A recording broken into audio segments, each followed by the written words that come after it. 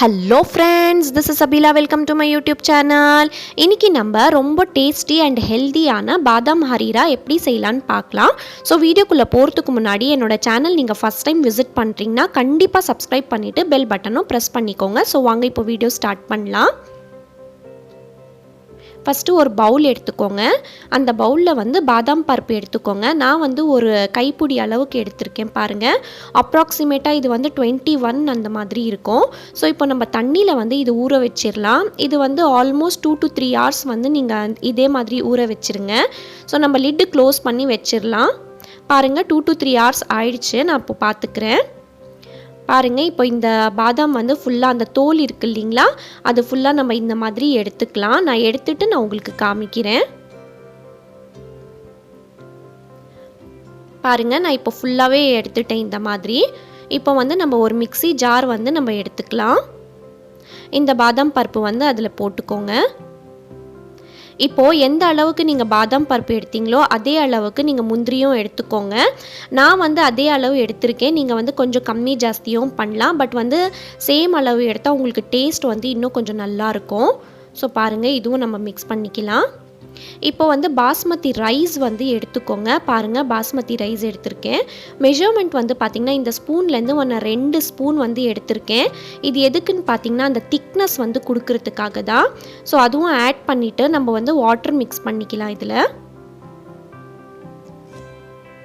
பாருங்கள், water mix பண்ணி ஆயிடுச்சு. ஃபுல்லாக இப்போ ஃபைன் பேஸ்ட்டாக நான் ரெடி பண்ணிட்டேன். ஸோ இதே மாதிரி கன்சிஸ்டன்சி நீங்கள் ரெடி பண்ணிக்கோங்க. பாருங்கள், இந்த மாதிரி ஃபைன் பேஸ்ட்டாக நீங்கள் ரெடி பண்ணிக்கோங்க. ஸோ வாங்க இப்போ வந்து நம்ம ஒரு ஸ்டவ்வில் பேன் வச்சிடலாம். பேனில் வந்து பார்த்திங்கன்னா நான் இந்த 1/2 லிட்டர் வந்து மில்க் போட்டிருக்கேன். இன்றைக்கி கொஞ்சமாக தண்ணியும் ஆட் பண்ணிக்கோங்க.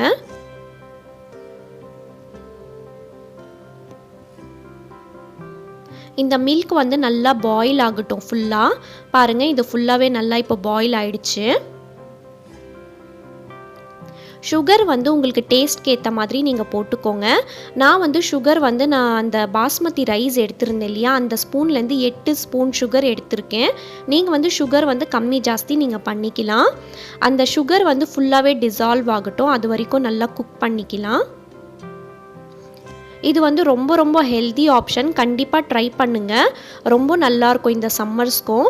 பாருங்கள், இப்போ அந்த பாதாம் பருப்பு வந்து நம்ம மிக்ஸ் பண்ணியிருந்தோம் இல்லைங்களா, ஸோ வந்து நான் அந்த மிக்ஸி ஜாரும் வாஷ் பண்ணி இன்னும் கொஞ்சம் 1/2 glass தண்ணியும் ஆட் பண்ணி வச்சுருந்தேன். பாருங்கள், அதுவும் நம்ம இப்போ மிக்ஸ் பண்ணிக்கலாம்.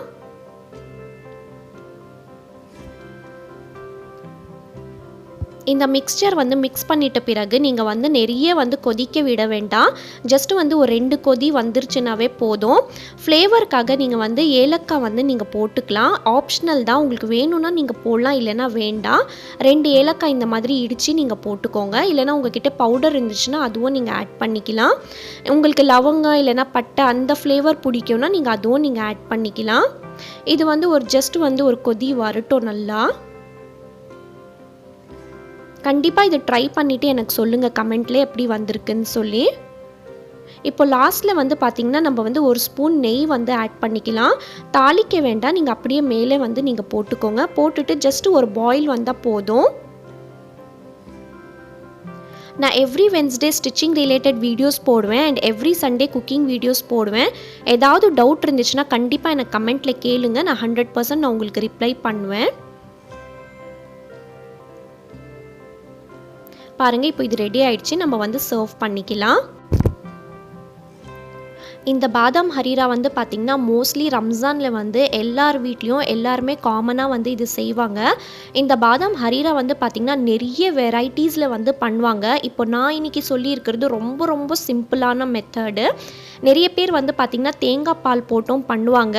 பட் அது வந்து ஃபுல்லாக லென்த்தி ஆப்ஷன். இது வந்து ரொம்ப ஷார்ட்கட்டாக சிம்பிளாக ரொம்ப டேஸ்டியாக இருக்கும். கண்டிப்பாக இது ட்ரை பண்ணுங்கள்.